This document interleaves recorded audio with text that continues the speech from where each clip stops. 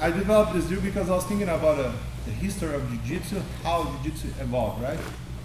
Before internet, before iPhone, before YouTube, jiu-jitsu is before YouTube. Can you guys believe that? It is. So before we have, like, it's funny because I was talking to guys, like, it was kind of like, back in the day, it's kind of like a drug. Because we don't have any information. If you want to see somebody, know what he does, go to his seminar, go visit his gym or stuff like that, or go watch a competition, see him doing live in there, VHS recording and stuff like that, and you will see it, right? And then here and there in the gym, somebody pops up, hey, I just got the VHS from Helio Gracie or something like that. Cool, make me a copy. That's how I used to be back in the day, to get some information. That was like, I'm just going to Google it. There's nothing like that. Right? And then, believe it or not, the most advanced guard in the very beginning was close guard. It's amazing. When people open your guard, you're done. Right? And then that's how you just start evolving. Right? I'm going to tell you real quick my vision, all of it, how this process went. Of course, making short, and then we learned the drill. Okay? Come over here. So first, like I said, I was a close guard. Right? So bottom guy understood, like, to play guard, all he has to do, it's close guard, lock the feet here, you're on a close guard, and then this guy can choke me out, can kimura, boom, can armbar, can do a lot of stuff, triangle, all those things from close guard, yeah? Good, right? But then I was like, man, I can't fall for this anymore, right? And I started like, okay, what if I make a good posture here, control his leg and stay here? That would be good for me, right? And then all I gotta do is open his guard, right? And the top guy started having a good posture, start pushing the leg down and opening the guard, right? Bottom guy understood that close guard wasn't working that good for him anymore, right? And people start like seeing that when it was a good posture here, control the sleeve, shoot the knee in, and start controlling people here, right? From here, the most second advanced guard, what was it? Butterfly. People start putting the butterfly, controlling here, kicking people, pushing, lifting me over the head, boom, kicking, lifting them up here, doing all the crazy things. Like, what is that? What kind of guard is that? Man, it's that guard in the moment. It's like butterfly. Pretty advanced, huh?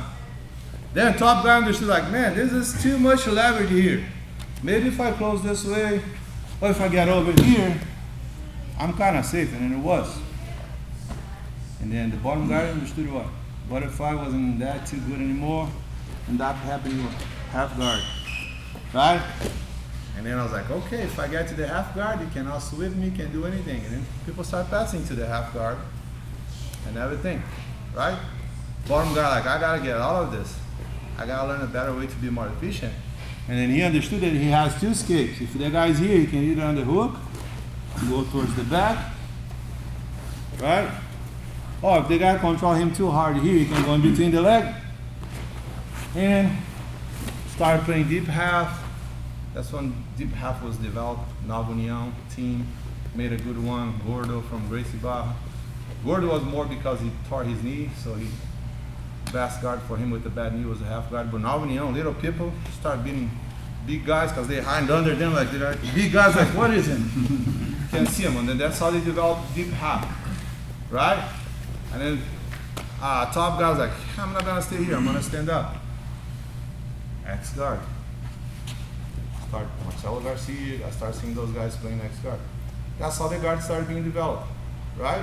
And then the guy that was here like, I can't stay down here anymore, I better get up. You know what's coming? De La Riva. Like, I know how to pass this, you know what's coming. Lasso, and the guards start being developed, right? And then we saw all this evolution, right? So something that I can talk to my students a lot, because there's a lot of different kind of bodies, and not every single guard is for everybody. There's variations, right? Some people play in one way, some people play in a different way. Flexibility and all those things count. But if you see it, if you follow what I said, it makes sense what I told you guys about the evolution of the guard. Now, if you're looking nowadays, what's coming back?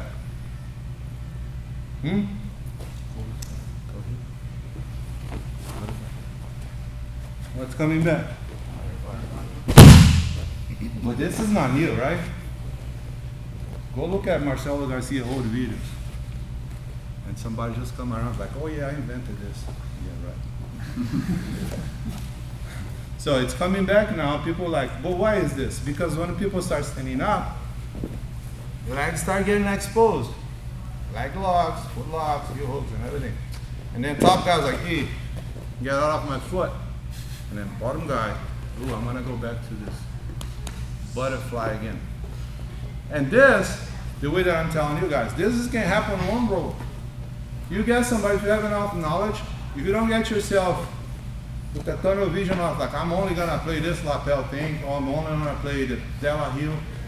What I do when I'm roll with people, seminars or everywhere, it's like, let's see what he got. Oh, he can only pass to my left. He doesn't stand up. That's the guard that I'm gonna use him on him. I have a little bit of knowledge of all the single guards. It's not the guard that I wanna play, it's the guard that you allow me to play on you more effectively. Right?